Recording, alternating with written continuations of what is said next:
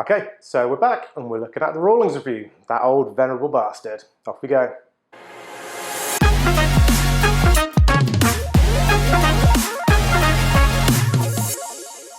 Hello and welcome back to the HEMA show. I, like always, am your host Stuart, and this is edited by my long-suffering mate Andy. Andy, mate, I can only apologise. So, as I alluded to, we are looking at the Rawlings weapons. Not Rawlings himself, the Rawlings weapons. A little confusing in the open there, but fuck it. Pseudo-professionalism at best, right? So, old Rawlings swords. When I say old Rawlings swords, the venerable, the old school, they are the plastics. Some people call them synthetic, some people call them plastic, some people call them the Rawlings. And basically the question I'm asking today is, are they any good? Long story short, no. Slightly longer story short, yes.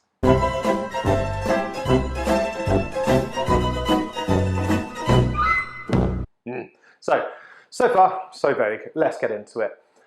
What are the Rawlings swords? They are the bargain basement plastic swords that you can get, assuming that you're not mad enough to go for stuff like gold steel. So why would you use a Rawlings sword? What are they good for? Well, basically, they're pretty much some of the oldest HEMA swords, or HEMA safe swords you can get. There's obviously been real adamant swords for donkey's years. There have even been some feathers out on the market for a long time. But realistically, they were the mass appeal HEMA safe swords. They were pretty much, if not the first mass marketed HEMA safe synthetic swords that were available to you. So they got out real early in the game, and they are huge, and almost everyone has one. I'm almost assuming that you have one. It's fairly safe to assume that. So they have market saturation, they're everywhere, they've been about for donkeys, everyone's had a go with one, and they were great. They're brilliant. They were the best thing for a long time in HEMA. I remember when I first started my HEMA club, they were all we had, and we didn't need any more in the very early days. So yeah, they were great. They're great. But really the question I'm asking myself is, are they still great? Do they still hold up? Now, before I go any deeper, I do not hate the Rawlings swords. I think they're brilliant. From a personal point of view, they're great. They do exactly what they need to do. There's nothing, well, there's a lot wrong with them, but they're fine. I don't dislike them at all. But the question has to be, are they still relevant? So yeah, you go back in the day when they first come along, they were fantastic. They did everything that you needed to do. But HEMA's come a long way since then. Even in the last, post-COVID, it's been huge. Look at all the kit providers. They have got something new almost every week between them. At time of recording, Sigi have just advertised their rapier that they're doing. For those of you that are interested, go look up the Sigi rapier online and go check out the naked dudes. You'll know what I mean when you see it. So, yeah, are they still relevant? HEMA has grown huge, realistically, from how we started. It's much bigger than it was. So, have the Rawlings kept up?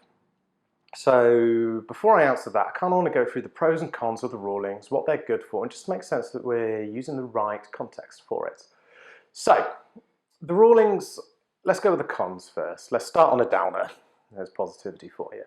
So the Rawlings come in 3 blade flavors. Lots of different fittings, but 3 main flavors of blade. You've got the long sword blade, the arming sword blade, and the Messer slash... what's the other one they use it for? Anyway, that wider blade. Come in 3 flavors. They can be used differently. You can use the arming sword blade as a basket hilt sword. You can change the Messer fittings out for various other little bits as well. I've seen people try and make kind of like a Dusak out of the Messer blade. So they're kind of modular to a degree within 3 blades, so that's fine. But the blades themselves, they're a little light, which isn't the end of the world. It's typically people's first weapons, so that's not really an issue. But they are incredibly floppy. They will bend around a parry, something rotten. I've got a, bear with me. Ugh. I've got one of the Gen 1 handwave feathers here, and these are bendy as food.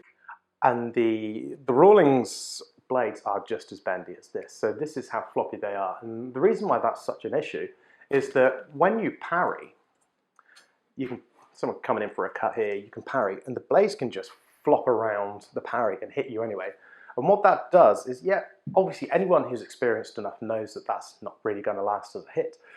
But it's not experienced people that use them. It's typically beginners that use them. And what that does is that's going to give those beginners false feedback. They're going to be like, okay, cool, that was a successful hit because I hit them. Well, then maybe not have the experience to go, well, actually, no, that was a parry, that was just the blade flopping round. So that's really my biggest gripe with the Rawlings Swords, is that they're just so floppy. And because they're so light and floppy, they're artificially fast as well. It's very easy to be lightning quick with the Rawlings blades. So it can give you false feedback from that point of view as well. You can be a little quicker than you actually are. You tend to see people graduate from them to steels, and you see them bog right down in speed. And also on the bind, they're incredibly slippery. They're very, very slippery. It's very, very tricky to bind with one of those swords. It will flop and slide up and down the shaft, and you'll find it very tricky to bind. Now, the great things is they're incredibly, incredibly cost effective. They're very accessible, and there are huge numbers of them available. And like I said, this isn't me shitting on them. This is just me saying the pros and the cons. I like them. They're good. So the pros are they are cost effective. But actually, if we step back, when I was first getting them, the Rawlings Swords were 30 quid a sword. They got up to 35 quid when I was buying them for my club. So they were incredibly accessible. But now you can get steel feathers for 175, I believe, on the night shop. The Kingston Armories feather, which is the bargain basement feather that you can get. And I think even the standard Regnier is around 200 quid, which, you know, there's a large jump from 35 quid to, say, 175 quid with the Kingston.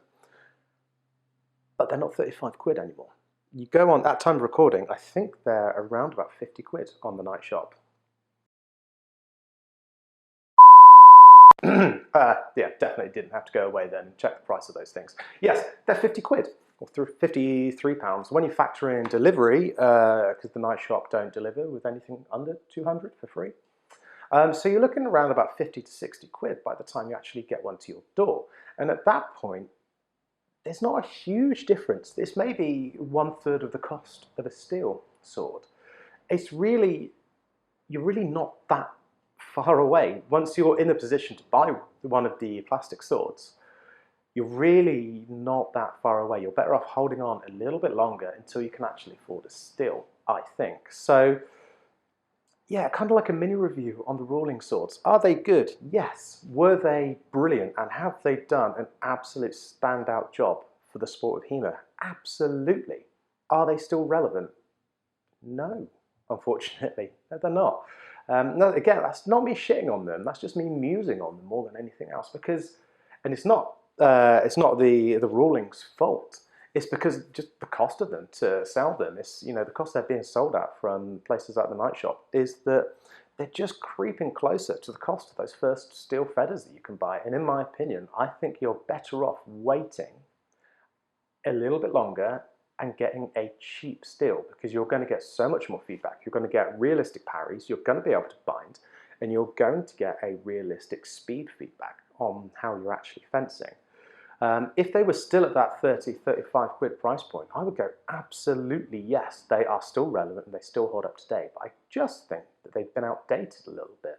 Now, again, being super clear, not throwing shade, not shitting, because they are venerable. And what they have done for HEMA is irreplaceable, and it was super important for the time. What it did is it gave nerds like us a sword that we could grab hold of and slap each other about with very little safety kit. A mask and gloves, realistically, which is still pretty dangerous, admittedly.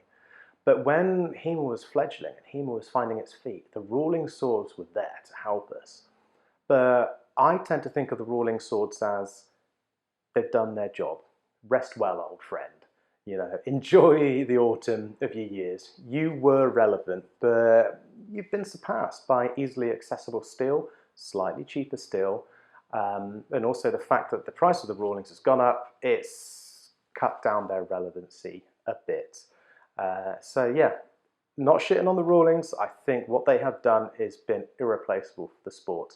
but I think they've had their time in the sun. So if you're thinking about buying, if you have a Rawlings, brilliant, keep hold of it. They're great for training. But if you're thinking about buying one, seriously stop and think if you can save up a little bit more and get your first steal. Anyway, that's just my thoughts. Catch you later. Bye. 11 minutes 40, we're fucking about. Whoop, whoop. Yeah. Still waffled. This guy can do it all.